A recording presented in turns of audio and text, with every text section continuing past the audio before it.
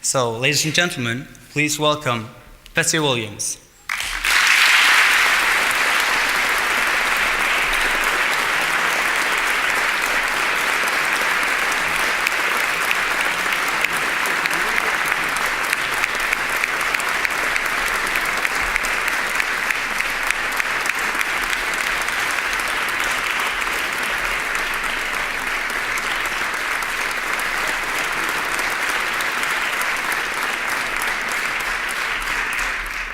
Hello, everybody.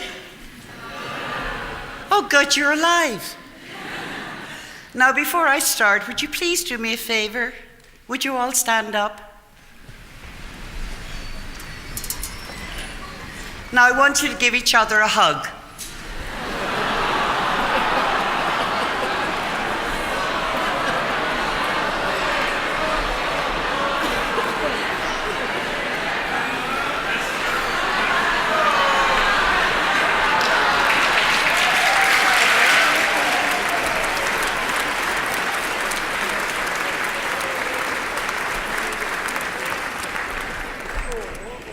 Those hugs that you give to each other are the most important thing in the world.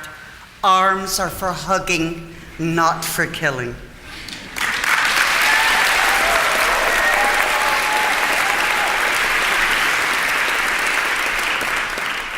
And you must forgive the way I'm dressed because they lost my luggage.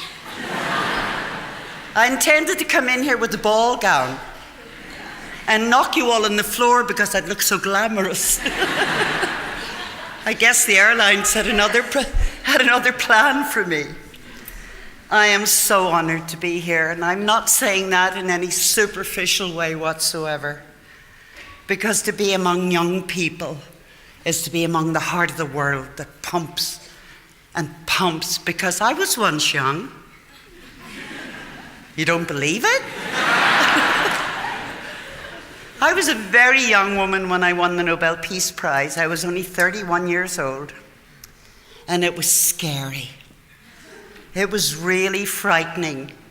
You had Archbishop Tutu here last week, and he's one of my beloved friends. And I remember him telling me about the apartheid, what was going on in South Africa during apartheid. And I joined that work almost 35 years ago, and I've worked with Archbishop Tutu from then until now. But the day he voted, he was 63 years old, and in his own country. And I was teaching in a university in Texas, and I sent a little fax to the Arch, and I said, because I couldn't stop crying. I was watching the television, and there was this wonderful man who is God's love personified, whichever God it may be, whatever God we think we know, or profess to even think about being a God. He is everything that is spiritual, encompassed in one little human being.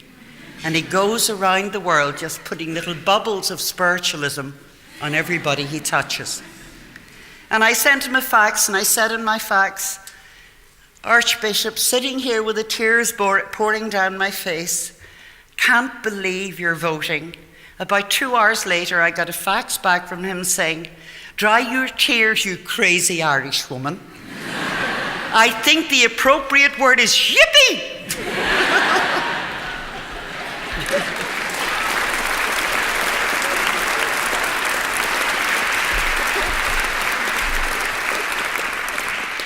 I'm not very good at writing long-winded, academic, intellectual lectures because I think they're an act of violence. Have you had to sit through those as students? You know the ones you go... I don't deliver those kind of lectures. What I try to say, with no disrespect to any man in this room, because I love men. Please don't get me. I have the most beautiful husband, gorgeous sons, yada, yada, yada. But to the women of the world, I say, you are the givers of life.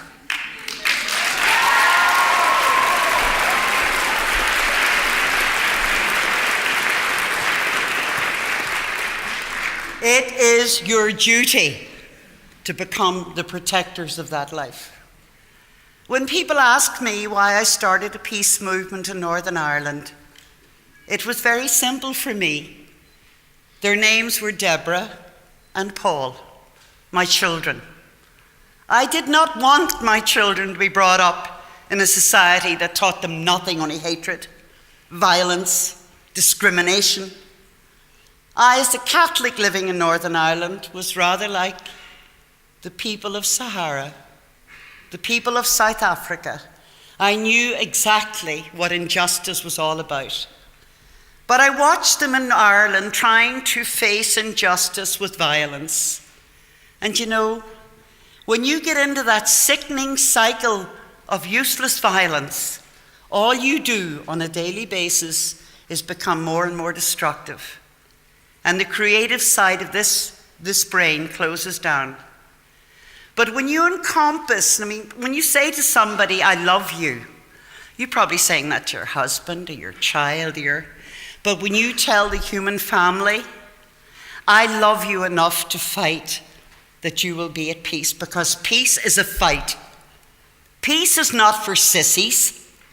Peace is not rainbows or doves.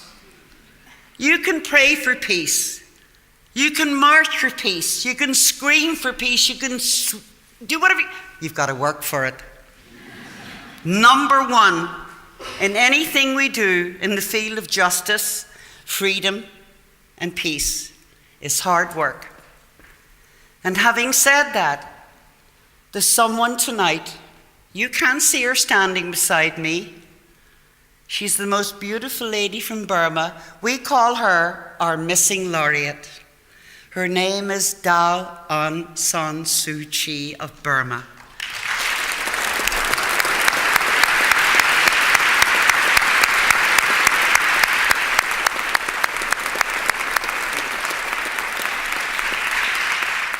Now there's courage. That is courage of the most extraordinary kind. Nelson Mandela and Daw Aung San Suu Kyi.